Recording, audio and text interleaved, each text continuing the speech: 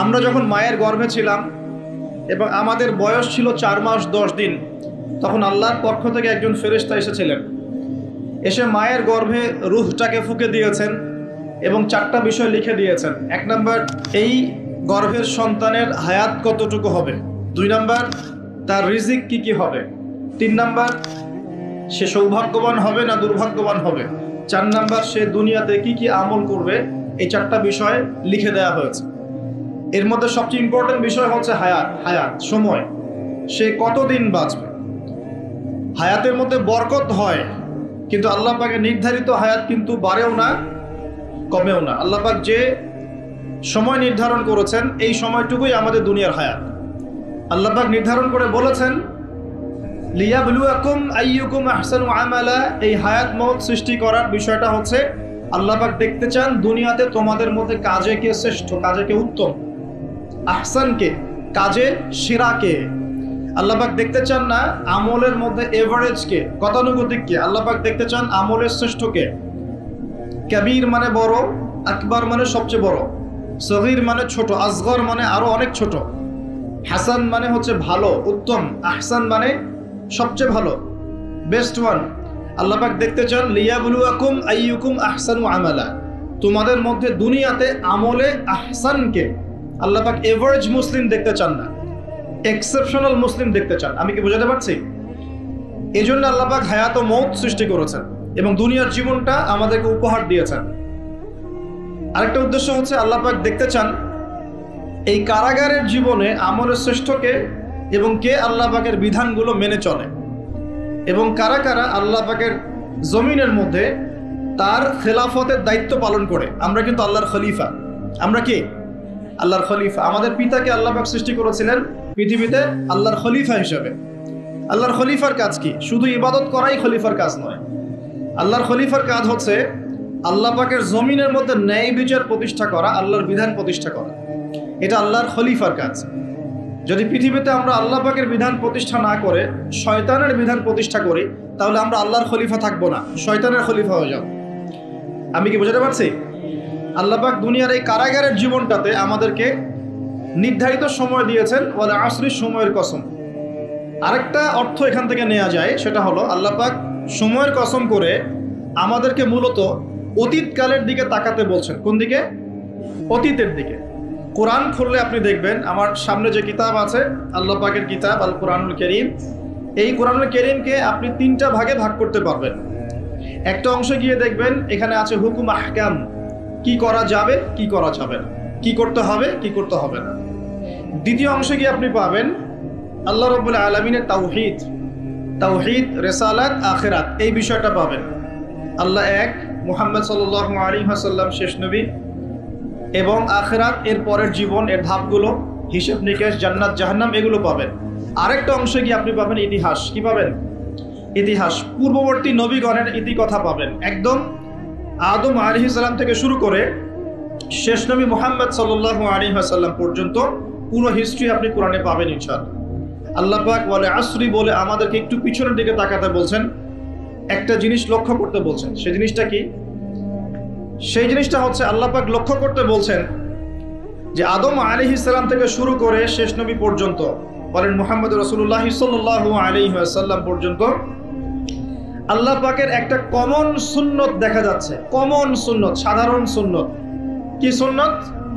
প্রত্যেক যুগে যুগেই যারা আল্লাহ পাকের বিধান মেনেছে, তার নবীর আনুগত্য করেছে, আল্লাহ পাক সেই মুমিন মুসলিম বান্দাদেরকে দুনিয়াতেও নাজাত দিয়েছেন, পরকালেও জান্নাত দিয়েছেন।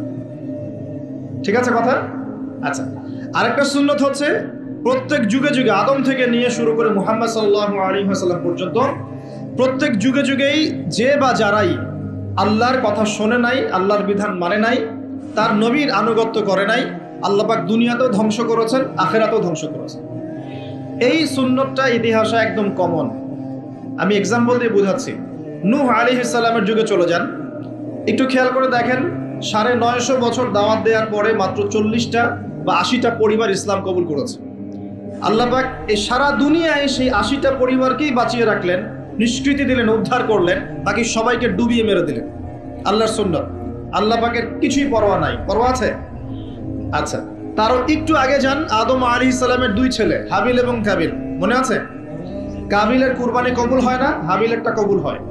তো এখানে হিংসা, এখানে কি হিংসা, পরশ্রী কাতরতা, তারটা কেন কবুল হয়, আমারটা কেন হয় না?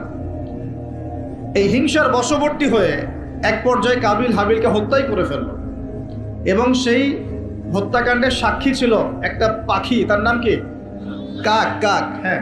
বিষয়টা হচ্ছে যে কাক সাক্ষী যে আদম আলাইহিস সালাম এর দুই সন্তান, এক সন্তানকে হত্যা করার পর আরেক সন্তান মাথায় হাত দিয়ে বসে আছে, কিভাবে তার ভাইকে দাফন করবে এই জ্ঞান তার কাছে নাই। আল্লাহ পাক কাককে পাঠালেন, সে মাটি খুঁড়ে দেখালো কিভাবে দাফন করতে হয়। তার মানে শিক্ষা আমাদের চারপাশেই আছে। শিক্ষা গ্রহণ করার জন্য সবসময় টেক্সট বুকের প্রয়োজন হয় না। যে আল্লাহ পাক কি কসম করতে পারেন কিনা, উত্তর হচ্ছে হ্যাঁ, আল্লাহ রাব্বুল আলামিন তার সৃষ্টির কসম করতে পারেন, কিন্তু সৃষ্টি হিসেবে আমাদের জন্য জায়েজ নেই যে আমরা আল্লাহ ছাড়া অন্য কারো নামে কসম করব।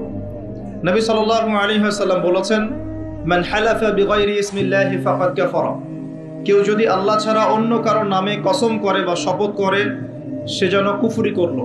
কি করলো? আমরা যদি কসম করতেই চাই, শপথ করতেই চাই, তাহলে আল্লাহর নামেই কসম করতে হবে। আর আল্লাহর নামে কসম করলে অবশ্যই কসম পূরণ করতে হবে, শপথ পূরণ করতে হবে। যদি পূরণ না করি কাফারা দিতে হবে, কমপক্ষে 3টা রোজা রাখতে হবে।